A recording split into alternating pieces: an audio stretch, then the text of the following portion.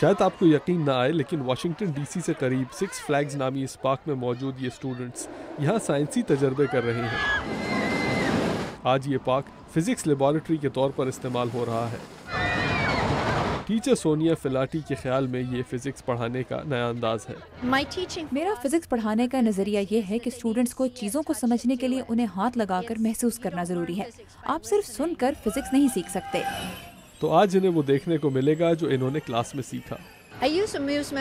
جب ہم ایکسلریشن یا بڑھتی ہوئی رفتار کے بارے میں پڑھتے ہیں تو میں جوکر جنکس نامی اس جھولے کا ذکر کرتی ہوں۔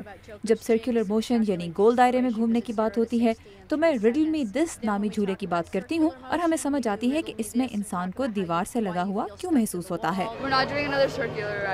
اسٹوڈنٹس اپنے مخصوص آلات کے ساتھ ان جھولوں میں سوار ہوتے ہیں۔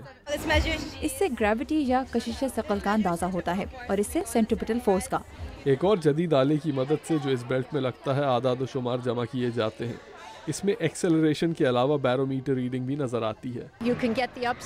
جھولے کے اوپر نیچے جانے کی تمام سائنسی تفصیلات آپ بیرومیٹر ریڈنگ سے لے سکتے ہیں، جیسے کس مقام پر آپ نے اپنے آپ کو بھاری محسوس کیا اور کہاں آپ نیچے آتے وقت ہلکے ہو گئے۔ اسٹوڈنٹس کو اس تجربے کے بعد معلوم ہوا کہ وہی سائنسی فارمولے جو یہ کلاس میں پڑھتے ہیں عام زندگی میں کہاں کہاں استعمال ہوتے ہیں۔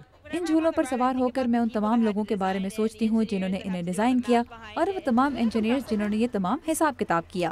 بعض اسٹوڈنٹس کے مطابق تو سائنس کا مزہ ہی تب آتا ہے جب آپ اسے حرکت میں دیکھ سکیں۔ میرے خیال میں یہ جاننا بہت دلچسپ ہے کہ آپ کرسی سے کیوں نہیں گرتے۔ لیکن کیا اس تعلیمی تجربے کے بعد یہ تمام بچے انجینئرز بن جائیں گے؟ اس کی گارنٹی تو ان کی ٹیچر سونیا فلاٹی بھی نہیں دیتی۔ لیکن کیا اس تعلیمی تجربے کے بعد یہ تمام بچے انجینئر بن جائیں گے؟ اس کی گارنٹی تو ان کی ٹیچر سونیا فلیٹی بھی نہیں دیتی، مگر وہ اتنا ضرور کہتی ہیں کہ یہ بچے اب جب بھی ان جھولوں پہ بیٹھیں گے ان کے ذہن اسی فزکس کے بارے میں سوچ رہے ہوں گے جو سکس فلیگز کے ان جھولوں کو چلانے میں استعمال ہوتی ہے۔